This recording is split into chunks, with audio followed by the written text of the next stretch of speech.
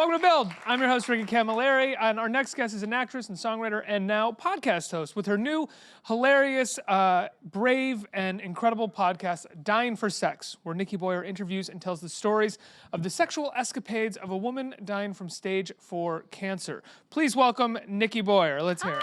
Hey. Hi, I'm so happy to be here. Thank you so much for being here. Gosh, it's a pleasure. Thank you so much for telling this story. It is so wonderfully told, exactly how it should be. Not just wonderfully told, but with humor and with depth. Yeah. And the depth is always matched with humor. And it seems like it's Molly, the subject of the podcast, seems like she is someone who has no fear in terms of how much to tell, how little to tell, and what's appropriately funny and what's not. And she's just authentic, right? Yes, like the most authentic version of a human that I've ever met. And that's what I love about her. And that's why when she would tell me about these sexual escapades, I was like, there's just something, it's deeper than the sex, right? Like, don't you feel like that it's deeper than that? But it's also still funny in the way that sex stories are funny, right? I mean, sex is just, it's a mess. I mean, it can be. It's not always a mess. It's very fun to talk about. It's fun to talk about, and especially when you're not inhibited and you're okay with being self-deprecating the way that Molly is. And that was just, the way the podcast came about was that, she left her husband of 15 years, and when she got the terminal diagnosis, which, I mean, it's a pretty different thing. Like, most people don't get diagnosed as terminally ill and then say, I'm going to leave everything that feels safe and comforting. She had already been dealing with cancer diagnoses prior to the terminal diagnosis, correct? So she got diagnosed in 2015, and she had a double mastectomy. She battled it. She went through chemo, lost her hair, everything. And then we thought she was in recovery, and then it came back with a vengeance. And when it's metastatic, that basically means terminal. So when she got that news, something clicked for her, and she thought, this is time, this is my time. And for her, the antithesis to death is sex. And she went on Tinder and Bumble, and she just dated. I called her a serial dater. I'm like, you are doing this nonstop. And she was really feeling alive. And it wasn't just the sex part of it. It was like healing some old wounds, dealing with some childhood trauma, figuring out her way through her bucket list. And for her, it was really fun. And the stories she would tell me, my mouth would drop, and I said, I think there's something here. Yeah. A show, and I think it's called Dying for Sex. Like, it just came to me. There's also a validation that comes with hooking up, with having sex, in the sense that you feel sexualized, you feel attractive, you feel beautiful, you feel validated in a way for how you present yourself and how you want to feel about yourself, which is something that she says, not just because of the diagnosis, but because of her relationship as well. She hadn't felt that way in some time. Yeah, she would tell me how seen she felt. Like, she felt seen. And even though these may have been one-night stands or just guys that maybe didn't turn into even something sexual, just a coffee date, getting out there and being a part of the world was really important for her to feel alive.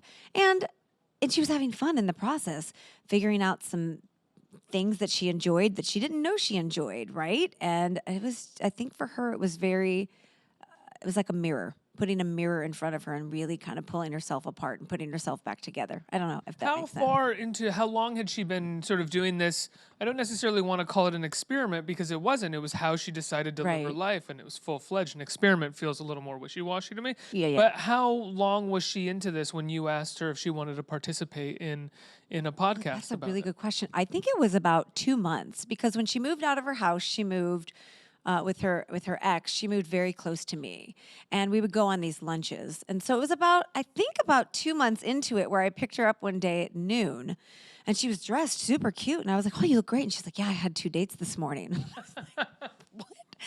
I'm like, dates? She's like, oh yeah, we made out in the Dunkin' Donuts bathroom. And I was like, who does that before 9 a.m.? She's like, I do. And that was a couple of months in. And I think at first I thought it would just be kind of a flash in the pan thing for her, but she really threaded that needle. And Molly is one of the most non-judgmental, open, amazing people I've ever met. So a lot of these guys felt very safe with her, told her things they've never told anybody else, did things with her that they maybe didn't feel comfortable doing with other people. So she she had a way with people. And if you listen to the podcast, you hear how she has a way with herself and how she expresses herself. And there's something really intoxicating about that. Now, along with that validation and along with the ups of hooking up and being on dating apps, I imagine no matter what mental space you're occupying at that time, there are some downs. Yeah. You meet scumbags. Totally. How did Molly? I haven't gotten to that part of the podcast yet. I'm assuming it's addressed in some way. How did she handle or traverse, the sort of scumbag Right. minefield that is online dating? Right. It is so messy and so weird and cryptic. I think even though she was being very sexual, she was also being very connected with guys. So I think she got, catfished a few times. She got sexting and pictures that maybe she didn't want or didn't ask for. So there was a lot of navigating her way through that. But yeah, we get into that in the podcast and talk about what that was like for her. But the great thing about Molly is that she always sort of looked at everything as an experiment to, how do I say this without sounding cheesy? Like every encounter was a way for her to sort of look deeper into herself and learn more about herself. So when even things didn't go as planned, she always kind of took it in and took it as part of her journey. When it was interesting, there were days, months where, she was amazing and feeling great and taking on the world. And there were times when I, go to her apartment and she's on the floor because she can't move because she's so ill. So when she was, for me, it was less about dying for sex and more about, for her, kind of really trying to figure out how to feel alive in her body that had really backfired on her, right? Like really backfired. She lost her breasts, had them reconstructed. She lost her ability to eat, to drink, to have fun, to be with friends. So when those times did happen, when she could have those moments, man, she dove in hard. And I don't know, it's just a nice reminder, like what are you dying for? What do you want to live for? What do you want to do with the time that you have left? And I think that's what this podcast can help people sort of think about. What do you want to do with your life, the rest of your life, right? Absolutely. I mean, we're all dying. That's really morbid. But what do we want to do with our life? I think that's an interesting question. And it's funny along the way, like silly, right? We're like two girls acting silly, talking about, No, the two of you have a great rapport. Yeah, she's pretty great. Thank you. When it comes to Molly's, escapades, for lack of a better word, was there anything that she felt like she had to hold back? No, that's a great question, but I don't think she did. I think she was really open to experimenting, to trying new things. I think she knew where to draw the line. There were some pretty funny stories, things that I never even knew that would be interesting to guys to have done to them. I was just like, what? Well, I'm looking forward to those stories. I know. I don't know how far I can go, and I don't know what I can say on the show, but you can say whatever you want. Really? Yeah. For real? Yeah. You mean it? Oh, yeah, give us a little tease. What are we referring to So right there's now? one that's not included in the podcast, so you definitely listen to get some of the goodies. But there was a guy, I showed up at her apartment one day, and she had like white, red, and blue makeup smeared down her face. And I walked in, I was like, where have you been? And she just flippantly said, making out with a clown in the bathroom. And I was like, a clown? And she's like, well, we ended up having sex, but he's a really good clown. I was like, where did you find a clown? But she found a clown. There was a guy that liked to be kicked in the nads multiple times over and over again, which there's this whole family of like people that do like dominatrix stuff, and she had no idea what that world was like. But there was a guy that just wanted to come over and get kicked over and over again, which to me, right, seems like the most counterintuitive thing to do when you want to have sex. Well, did they have sex post the So kick? that's what's interesting. No. Yes. He just used it for like material for himself later. Yeah. So she found herself not just in a world of sex stuff, but also fetishes and people's, what they wanted. And can you think of anything less appealing than being kicked? But she found a way to do it. He taught her how to do it. They went through a little training session. So Molly found herself in some interesting situations. Wow. As the person getting kicked, I can't think of anything less appealing. The person kicking, fascinating. She said it was oddly powerful. I'm sure it was. And exhilarating, but also like odd and weird, but exciting. So it's interesting to hear her perspective. So you should definitely listen to that episode. Now there's in episode 2, it's up, so I don't want to spoil really anything, but you talked to a man that she had hooked up with. Yeah, one of the first guys that she sort of branched out and went on a date with. Right. And you call him and you basically get his side of the story of what happened on their date. Which is always fascinating, right? To get the other side of the story. But it pretty much matches up. And he's open about it, and he's like slightly embarrassed that like he prematurely ejaculated essentially a little bit, right? A lot. Yeah, a lot. I'm kidding. That's so gross. I can't believe I just said that. Yes, they went on a date.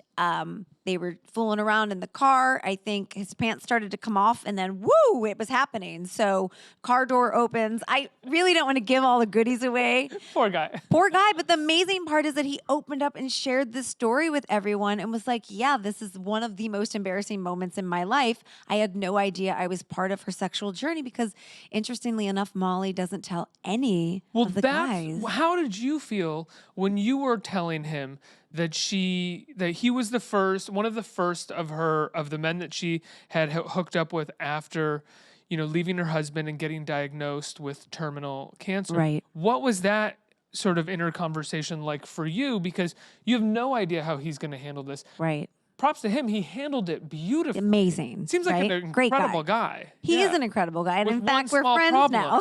Yeah. With one small problem. He was a premature ejaculator.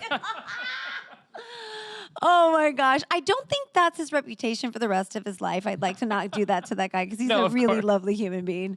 And I'm trying to set him up with like my friends now because I'm like, you're a good guy. It's a one-time thing. You should really go out with it.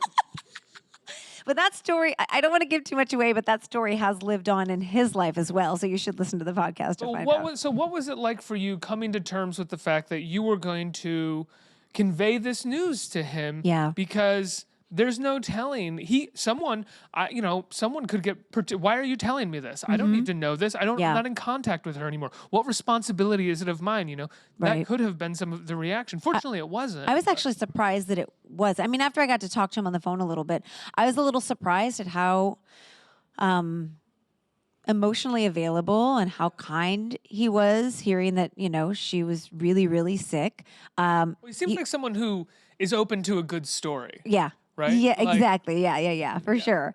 It was an interesting thing to sort of reveal to some of these people because she chose not to reveal it, and she was totally okay with me telling these guys. So it felt like I was sharing a secret, but at the same time, it kind of felt like I wanted to thread that needle with them. I wanted to just see what it felt like to be on the other side of that, right? Like you go on a date, imagine you're on a date, and then a few years from then, someone calls you out of the blue and saying, do you remember this girl? Well, did she tell you that she had stage 4 breast cancer and that you were actually just a part of this sort of sexual escapade that she was having? You could either get, oh my God, what? I don't want to know this, or, oh my God, tell me more. And luckily he was the guy who was just interested and fascinated, which I think kind of... I would have been a little more... if I was him, I think I would have felt a little more like, oh man, I wish I showed her a better time. Right? Like, we should have done something really epic, right? Should have actually had sex with her. Well, he would cheat. I think he probably would have, but, the party ended early, way early. So I would have been even more bummed out about that. Right? Yeah, but I think for Molly, the thing was just like get as many experiences as possible. And I think in a weird way, he is honored to have been one of them, because nothing better than like someone taking life by the horns and just going, what do I want to do with the time I have left? And so I think he really got that. I think he understood that in her. Creating this podcast and doing all these interviews with her, what did you hope most to convey to the audience? That's cool. First and foremost, like I just think that everyone needs to know Molly. And I think by knowing Molly and knowing her story and how she looks at the world, you kind of in a way can get to know yourself better, because just by listening to her and how she lives her life, you start to ask yourself questions about your own life. So she's a great teacher just by example. And I also I think the ripple effect of stories stay with you, and I hope that people carry her with them. Not to sound over dramatic, but I do think stories can really shape how we look at the world and how we feel about things. And more than anything, I think, though, like I said this before, and I don't mean to sound morbid, but we all have a certain amount of time left. None of us in here watching, nobody knows how much time you have left. What do you want to spend your time doing? And it doesn't have to be profound. It doesn't have to be magical. It doesn't have to be sex. But like, we have a certain amount of time. So what do you want to do with that time? And it's not just about bucket lists. It's about moment to moment, and not to be over dramatic, but like, what do you want to do with the time you have left? Is there anything that you haven't done that you really are dying to do? Let me cycle through the bad jokes that I'm making and try to come to something Right. good. The first thing that comes to mind, this is so shallow, is I've never skydived, and I've always wanted to do that. Should absolutely do that. It's not shallow. But I do think that sex is a great, is probably the best of the best when it comes Think to so? this. Yeah, I think so. Yeah. Yeah. How did interviewing Molly and her journey affect you? How did it shape you afterward? Oh. Did it change you in any way? Yeah, it's funny because if you listen to the podcast, you can hear when I get a little judgy about certain things, and I was like, ew, gross. And now that I'm looking at it, looking back at the interviews that I did with Molly, I think we all are sifting through this mess of life, and we're all figuring out who we are. We're all working through childhood stuff, right? And so you never know what people are going through. And I've really learned to be less judgmental, to always try to put myself in somebody else's shoes, and to just kind of expand myself, expand the way my brain thinks about things, because you never know what certain things mean to certain people, and why be judgy about it? Like, Were you ever jealous of Molly and what she was doing? I've always found when I talk to people who are like wildly sexually adventurous, I'm like, why can't I be like why am I so vanilla? That sounds kind of fun. At least it's fun to explore. Well, how do you know that I was vanilla? Why are you making assumptions like that? I'm just kidding. based off of your tone while talking to her? It's funny. That's really an funny. assumption that I made that I have no idea. Well, I took care of things when I was younger. I took care of myself. I explored. And this is an interesting way to segue and make it not about me, because now I'm embarrassed that I just said that.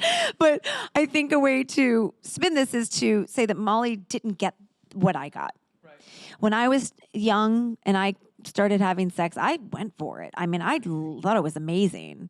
Molly didn't get that, and that's something that will sort of unfold in the podcast, is that you start to learn how you were raised, what your experiences were when you were younger sort of shape you, and what things she was trying to work out by using sex sort of as that vehicle as well. And she was very aware of doing this along the way.